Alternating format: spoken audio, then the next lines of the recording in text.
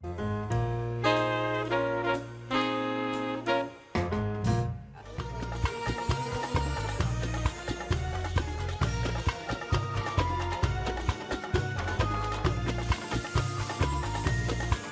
you come to La Turka, we want you to have an overall experience, a one-stop shop type of a dining experience. So you come in, you dine, and then you have a great time.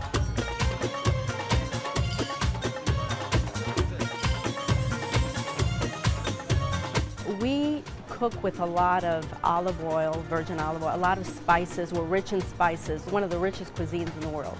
We do a lot of grilling, a lot of classical cuisine. Upstairs, it is a hookah bar. There's 12 to 24 flavors of hookah tobacco. Friday and Saturday are our very busy nights. That's when we really party here. Scream your heart out.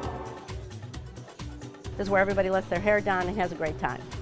Everybody kind of comes together at the end of the evening, and it ends up being like you all know each other.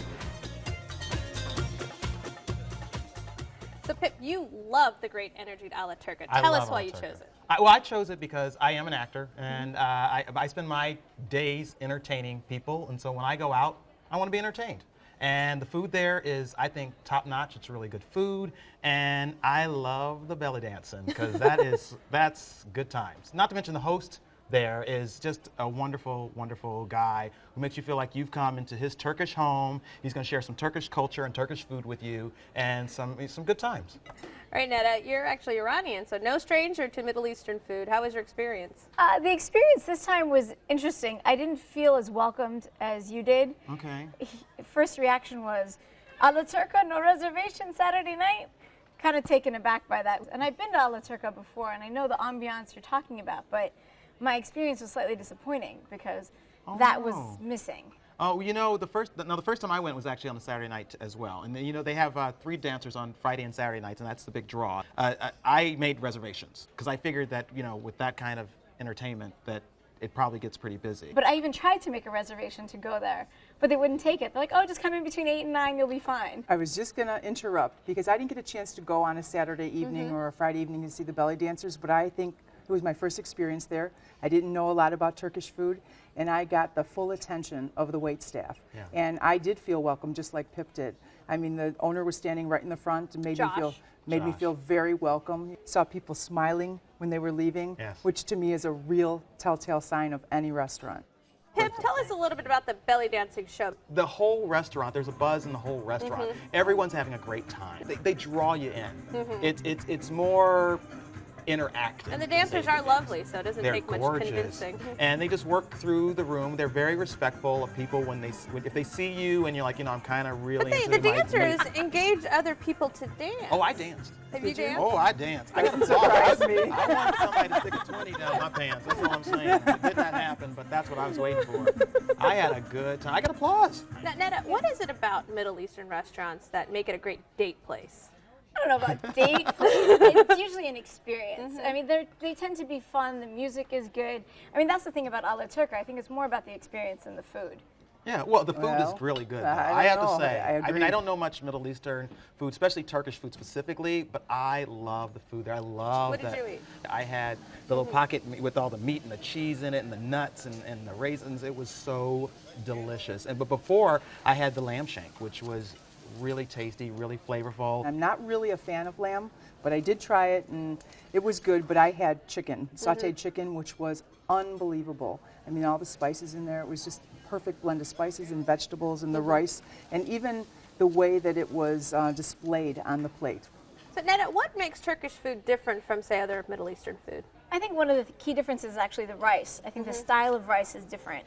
It's flavored differently. It has a different texture. Turkish food also has a greater element of spice to it. They use a lot more cinnamon. I think also they have a much more of a Mediterranean influence. You'll see tomatoes and cheese especially. All things I love. Yeah, I do too. I'm right with you. I love the appetizer plate. I love that they had the hot appetizer plate. Actually, I had the cold one. The cold one. Yeah, and it was just you so had awesome. The eggplant. Oh, the eggplant. All those dips. Yes, and the zucchini pancakes. Ooh, yeah, oh that's good stuff. I know. It's just awesome. So, you know, and with the yogurt dill dip was excellent. So, Pip, you had the rakı.